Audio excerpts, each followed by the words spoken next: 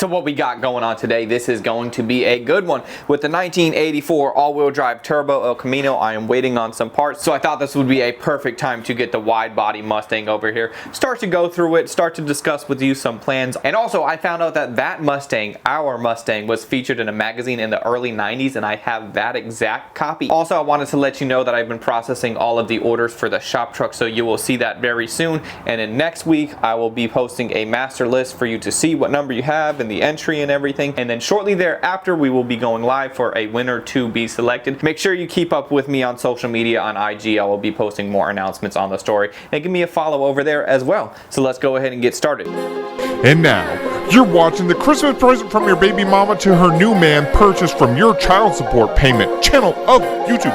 Welcome to Body Vision. Hey, so what is up and welcome. Thank you so much for joining me yet again on another video, or if this is your first video, thanks so much for clicking on it. Thank you so much for watching, and I hope you enjoy it and I hope you stick around. So if you're unfamiliar with this car, what this is, my most recent build, all-wheel drive, turbo, Honda powered El Camino. Why would you put a Honda motor in an El Camino? Because I can, and I thought it would be cool. So one thing that I really wanted to talk to you about in this video, Super Ford, February of 1991. Do I have a Mustang that looks like it could have been in Super Ford of 1991? Yeah, we do. Let's go ahead and get that thing pulled over here so we can go through it, kind of look at it, like I said, figure out a game plan, and I'll tell you a little bit more about it. And dude, I am just so excited to dig into this car. This is going to be a great series.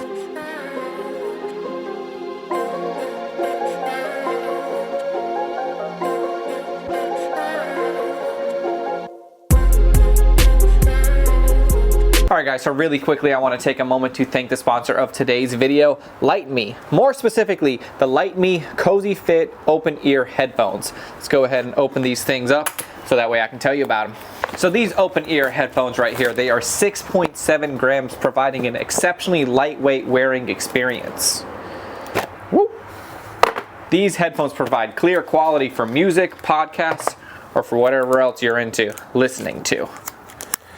Woohoo! Check these things out. Not only do they look phenomenal, these have an IPX5 rating, meaning they are resistant for water, dust, and that is perfect for me working in the shop. Let's go ahead and check these things out. And one thing is, after wearing them for just a minute, I noticed that they are extremely lightweight, comfortable.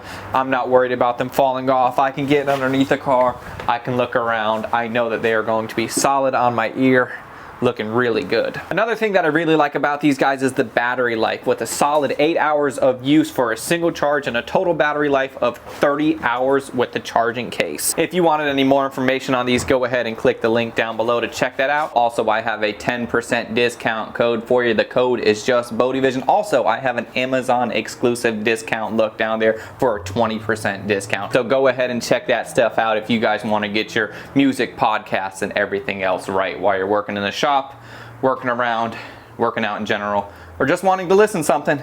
Go ahead and check out those links, and let's get back to today's video.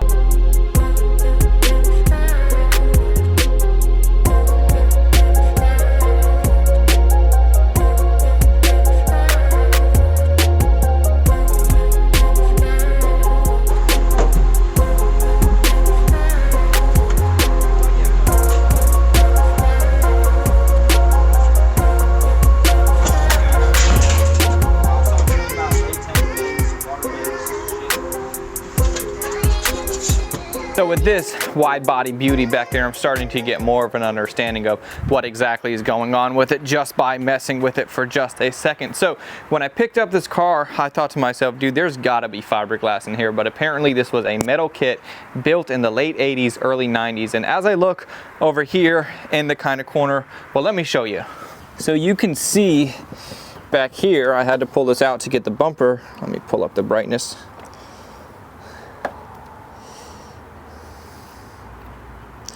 You can see in here that it's all metal. There's some burn through on the welding, which I get it. Stuff like that happens when you're doing it.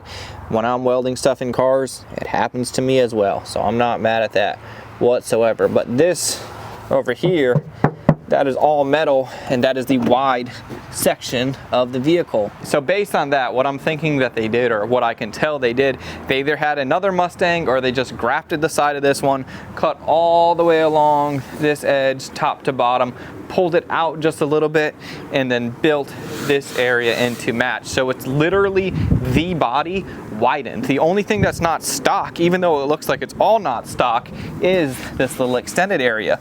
But this, I thought, how crazy is it that somebody machined all these edges and got the flares perfect to look exactly like it would have from the stock body, when in reality, this is the stock body, just pulled out quite a bit. So really cool to just get into it for a second to kind of have a better understanding of what's going on with this car.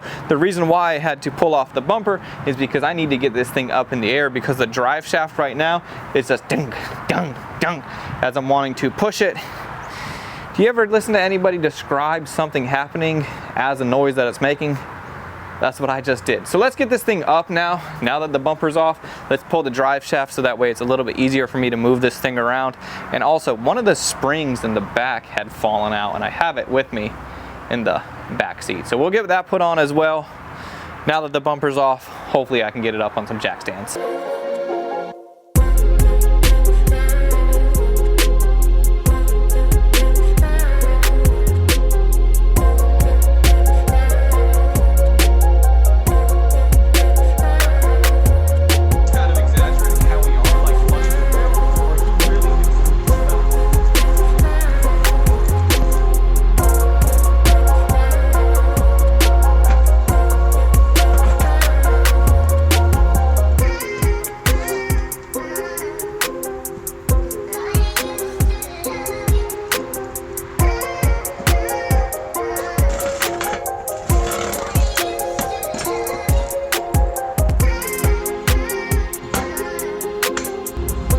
That's what you want to see. Real good.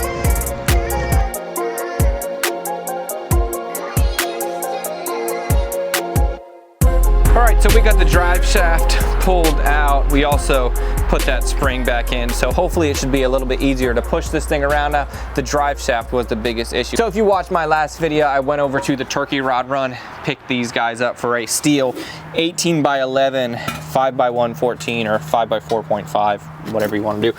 And I picked these up thinking that I might use them on the El Camino, or I might use them on the Mustang, because they are the same bolt pattern now that has all the Honda stuff on it.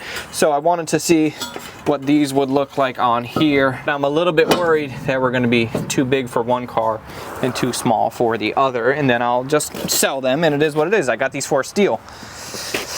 Let me show you what I think. They are definitely too small. So obviously the suspension is way lower than it would be, but we need these guys to be way out here, flush with the edge. I mean, these monster fenders just swallow these things. That's not gonna work. These are 18 by 11 plus 22, so a relatively low offset, super wide wheel at an 11. So 18 by 11 plus 22, I have some references. I can figure out if I did 18 by 12 plus 22, that would come out a half of an inch more if the offset is the same, so it's gonna be a half. I can do a little bit of math. It's not the end of the world that these don't work, because they at least give me some reference for me to figure out what exact wheels I want. 18 also looks a little bit small. Maybe we'll do like 19 by 12, 0 offset. Kind of just thinking out loud. I'll have to do the math, I'll have to write some stuff down. But these, they look good, they are not going to work. So we're going to get those thrown back on. Now that the drive shaft is out of the way, it is going to be so much easier to move this thing around. With the El Camino, I am waiting on finishing out the exhaust, then I can start it up. I don't want the turbo to just be dumping in the engine bay. Once I get the exhaust done, which I have some of the parts coming in for later today, I can get that out of there, then I can get the Mustang in there, and we can really start to dig into this. Right now, I'm just kind of doing some preliminary starting to work on the car for me to prepare to start working on the car, if that makes any sense at all. Oh well, let's keep it moving.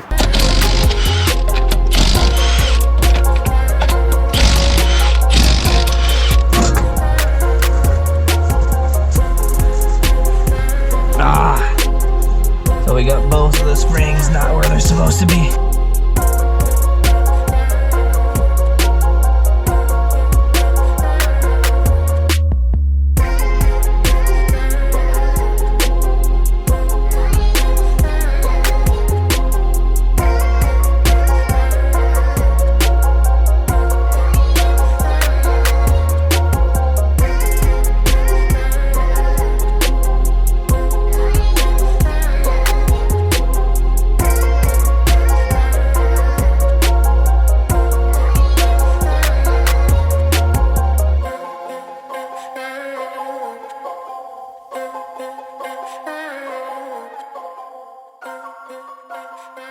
Dude, so now that we got the drive shaft and those springs all straightened out, one was missing, one wasn't in there correctly. I had to completely remove it, re-index it, and then put it back. Whoever messed with the car before probably just had problems with that stuff and just said it is what it is. I ended up with the car, so really cool stuff. So what I want to talk about with you right now, 1991 February Super Ford magazine.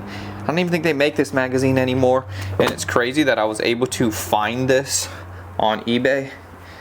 $3.50. Can you believe it? That's what this boy cost back in the day. I don't even have any kind of magazine reference that I could discuss with you or talk about, but dude, check out the front cover. Look at the pinstriping on this old girl. Got the Boyd Coddington Momo special wheels. I don't know what they are, but I do know that I like them. So I got this in the mail, and it's crazy to see how stuff has evolved or changed and how a lot of the stuff has stayed the same. I was looking at prices for parts. I mean, in 1991, like a filter, for example, filter right there. So in 1991, a filter, for example, $35 for an air filter. That kind of seems like a lot. Are they that much nowadays? I didn't think so. And then also, look at this chrome. Look at that chrome to your dome, John, right there. That's what they were into. Keep in mind, I was born in 93. This magazine's from 91. So how sweet is this? So I was just kind of scrolling through, looking at some concepts. I think that the JBA Dominator kit, that's what I thought was on this vehicle originally, but that's not the case. The JBA Dominator doesn't have the fenders kind of lifted off the door like how mine does over here. See how the wide fender just goes down to the door? It's not lifted. You can really see it in here, but the back looks kind of similar, but also the same thing. It swoops out over here, has these little cool things. So that's the JBA Dominator kit. Like I said, that's what I thought was on there, but it's not. So what we have in our Mustang is truly a 100% one-off. Look at these old school wheels. Those are really cool. I don't know if this is a great viewing experience for us to just sit here and go through this magazine together, but that's what we're doing. That's what you clicked on. That's what you got. One of the first cars that I actually wanted to get when I was 15 was a Mustang SVO, Special Vehicle Operations Mustang, which is the 4-cylinder turbo Mustang that I think they did the same motor in a Thunder Turd as well from back in the day. There's even like Mercury stuff in here, Fox Body convertible with some inky 92s on there. I don't know if they're inky 92s, but that's what they look like. NK, inky, whatever you want to say. Also, SEMA coverage, 1990 SEMA. Look at that OBS. Crew cab, dually with the custom paint job, the chrome johns on there, convertible stuff. That doesn't look like a Ford in the Ford magazine, but I'm not judging. This thing is so cool. Some SVO parts on some of these cars. That's just so crazy cool. Pulleys for all the power. We might have to get a wing. Well, my original plan was to maybe get a Cobra style wing or a wing like this. But for what this car is and the fact that it was in a magazine, my plan is, whether you like it or not, I'm leaving the body exactly how it is. I'm not going to mess with it. I want to preserve what this car was because this vehicle has real history and I'm not going to mess with that. The only thing that I might do is try to find the original GT style taillights or the taillights with the louvers in them, and then also the mufflers with the little cutoff tips. I know there's a special name for them, it's escaping me right now. But this is our actual car and the article on it. You can definitely tell for sure that it's this one because the way that the fenders lift off and around the rear taillight lifts off, and the wing, every single detail is exact. One thing that I noticed is if you can see the bumper, how it kind of is a little bit higher than the rear corner of this quarter. Mine is the exact same way to a T. Same front bumper, same rear bumper. The holes are in the exact same location. All of the trim on this one, which I do not like, I thought that it was just done throughout somebody else owning it, but all of the trim is red. All of the trim on mine is red. The exact same lines, the exact same bumper. I wish there was some type of sticker or something on it that we could tell and that we can compare, but dude, I'm 99.9% certain that this is the car. The wing kind of arches up just like that. This one looks really cool, being all one color. I honestly think all those crazy lines on it take away from what it is. It makes it like, hey, look at this, look at these lines. I understand somebody just did that because it was a trendy paint job, but I like it being all one color. It looks so much better being just one color. And also the pinstripe work on there is so cool. I'd love to get some wheels just like this. Some old school Boyd Coddingtons would be cool, or something custom, just super fat, fitted really well. No camber, nothing crazy, nothing to make them fit. I just want it to look how it was. Also, there's a mention in the article, I believe, that says the only thing that's fiberglass. Yeah, the only fiberglass part of the car is the hood. Same with that car over there. It's got the fiberglass hood. So this has got to be our car in this magazine. It's also listed who built the car. The man that built the car, I actually found his website, and he's still doing custom cars. Well, at the time that he had updated his website last, he was posting custom cars. But the cars that were on his website were not as old as 1990 or 1989 whenever he built this car. So let's see, BF Goodrich TAs mounted on Boyd wheels, 355 gears, Super Trap mufflers. That's what they're called, Super Traps. So I'm gonna see if I can find some of those. I looked around a little bit ago and I saw some on eBay. So it'd be really cool to put some Super Traps on here. Like I said, the Boyd Coddington wheels. This is all about the guy who owned it at the time. This is not about the guy who built it. I'm a lot more interested in the builder himself, more so than whoever acquired it in the meantime.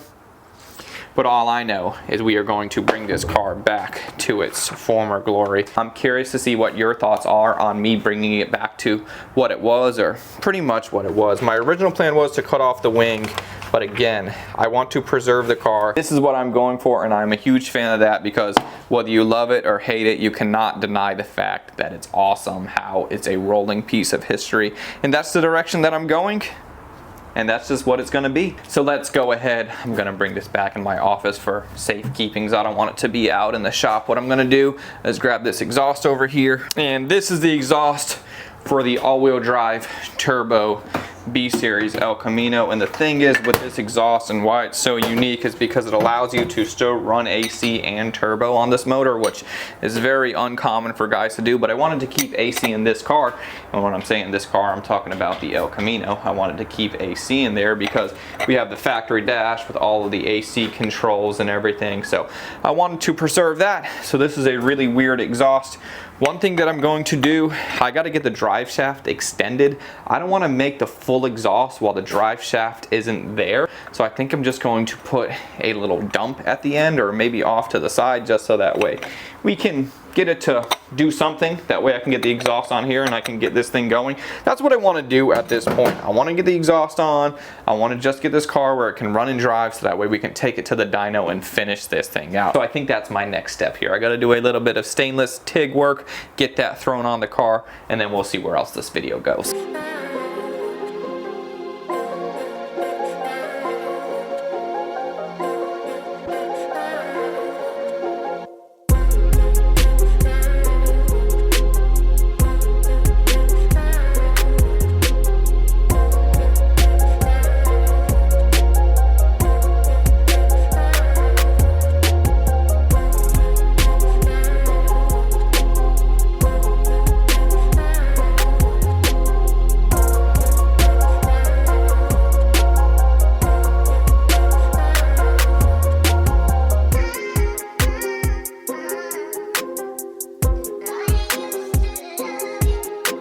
Alright, so we have the little exhaust dumper on there. Now just thinking about it, thinking out loud, how I'm doing, what I'm doing. So this car is going to go on a dyno, and although it is all-wheel drive, it is still like a Honda all-wheel drive setup, and a Honda all-wheel drive setup is a higher percentage of power on the front wheel drive. So it's kind of like a standard Honda front wheel drive with the back wheels turning as well. I don't know if that makes any sense to you, but when this car goes on the dyno, it is just going to be front wheel drive. That's why I haven't put a big emphasis on getting a drive shaft made, because I don't really need it in the foreseeable future.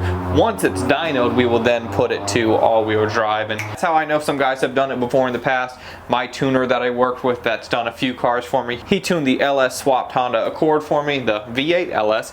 He's also tuned a couple turbo B series cars for me as well. So I want to go with him. He doesn't have an all-wheel drive dyno, so I'm okay with putting it on the dyno as front wheel drive, and then we will worry about the drive shaft. So let's go ahead and get this thing on the ground, and I want to see if it is gonna want to fire up for us. I still need to bleed the clutch and the brakes. You're probably thinking to yourself, why don't I just shut up and do it? But, you know, one step at a time. I need somebody here to help me to bleed them. I can't pump the pedal, you know, do the fluid, open up the valve, and all that at the same time. So, in due time. Ooh, watch out for the hood. And right now, on the computer, there's just a base map. So I think we should have a super low rev limiter, or kind of like a two-step. So maybe we'll do a couple pops and bangs. Nothing too crazy. It would just be cool to hear this thing come to life and do something.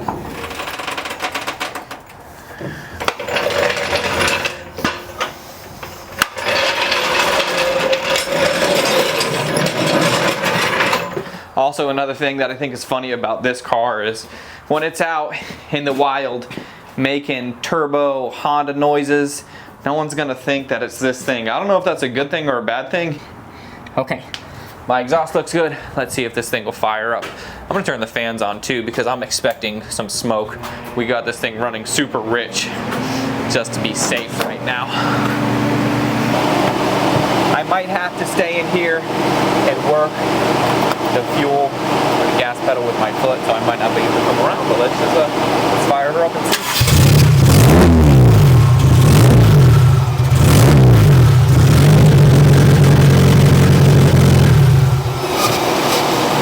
Okay, come on, baby, come on. Yeah, I can see how my air fuel gauge is super rich. Let me see. A little pop right.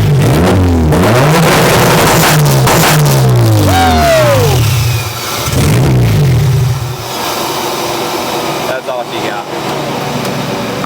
Ah, I'm smoked out. I gotta get out of here. Okay. Pops and bangs from the El Camino. Alright, so now that I'm good to go, the smoke is cleared out. We are definitely going to have to get this thing on the dyno to dial it in, get it running properly. The main thing that I'm waiting on is I ordered some more tubing for my radiator so that way I can get my coolant and stuff all ran. I don't want to rev it without it warming up, even though I just cold revved it. But this thing, it's a B20. You're not going to hurt it by cold revving it a couple of times. It is what it is. So earlier I realized when I was talking about the Mustang and I was saying I'm not going to be doing too much crazy, I hope that you understand that I am going to be going through the entire car. We're going to body work it, do a full paint job. I'm definitely going to be putting some custom touches along the way, but I'm not going to mess up the original essence and the true essence of the vehicle and what it was when it was originally built. And I hope that makes sense to you. If it doesn't, make sure you subscribe so that way you can watch along and see the entire process. If you hate the fact that the wing is staying, sorry about it. If you love the fact that the wing is staying, that's cool too. Either way, as long as you watch, I am happy. As long as you leave a comment, I appreciate it. And as long as you subscribe, that really helps me out. So we are out of time for this one. Thank you guys so much for watching, and I will see you on the next one. I'm out. Announcements on the giveaway and all of that stuff will be on the IG.